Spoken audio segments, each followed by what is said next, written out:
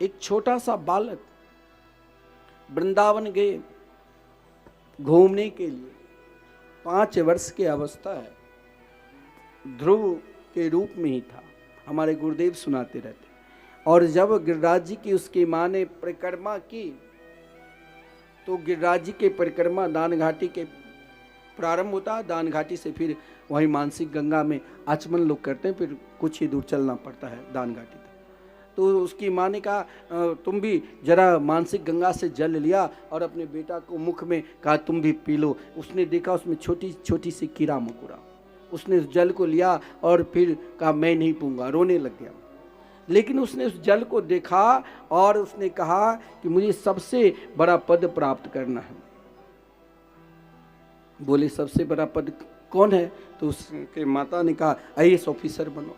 उसने कहा कि मैं IAS ऑफिसर बनकर जब आऊँगा तब शुद्ध जल करूँगा, तभी इस जल से आचमन करूँगा।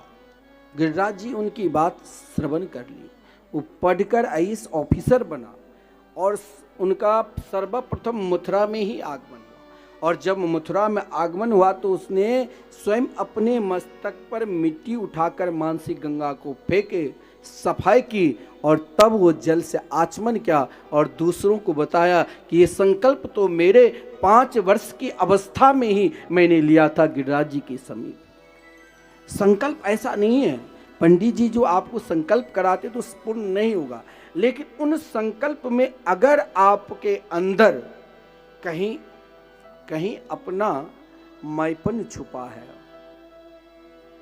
कहीं ईर्षा भरा हुआ है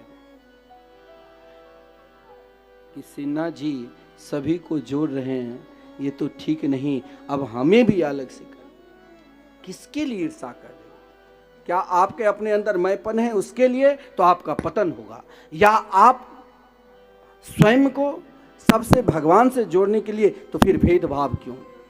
यही बात उनकी माता सुनीति ने कहा कि अभी तो इसने अपने जीवन में गुरु से ज्ञान प्राप्त किया नहीं, क्यों नहीं मैं ही ज्ञान दूं। इसीलिए कहा गया है, जैसे कई जगह प्रथा है, मिथिलांचल में, बिहार प्रांत में कोई सत्कर्म करते हैं, उससे पूर्व माता से, नाना से, नानी से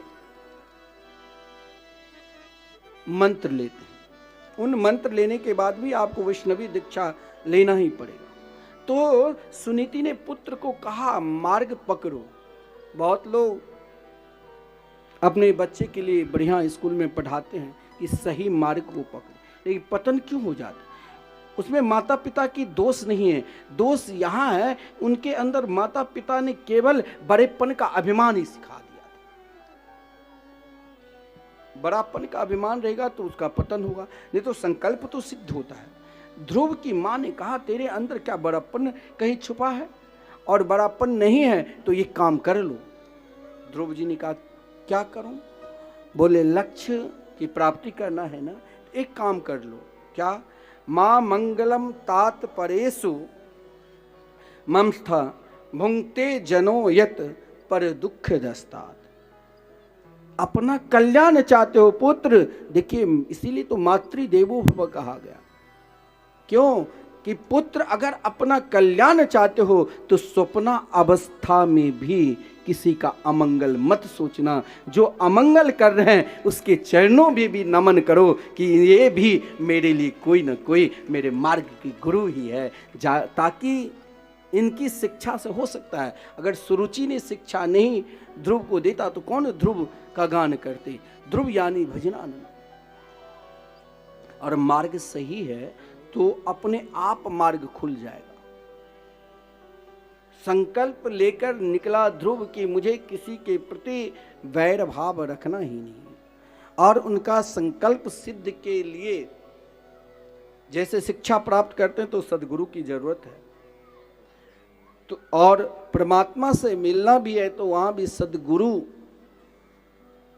की जरूरत है। सदगुरु की क्यों? क्योंकि सदगुरु के जो ज्ञान प्राप्त होते हैं वो केवल उनके ज्ञान नहीं है, उनकी आचार्य परंपरा के द्वारा प्रदत्त जो उनके मंत्र मिला है, उन मंत्र की शक्ति आपको दे रहे हैं, उनमें कुछ क्षमता नहीं। इसीलिए कहा गया है संप्रदाय विहीन जो व्यक्ति है उससे दीक्षा लेना भी महान पाप है।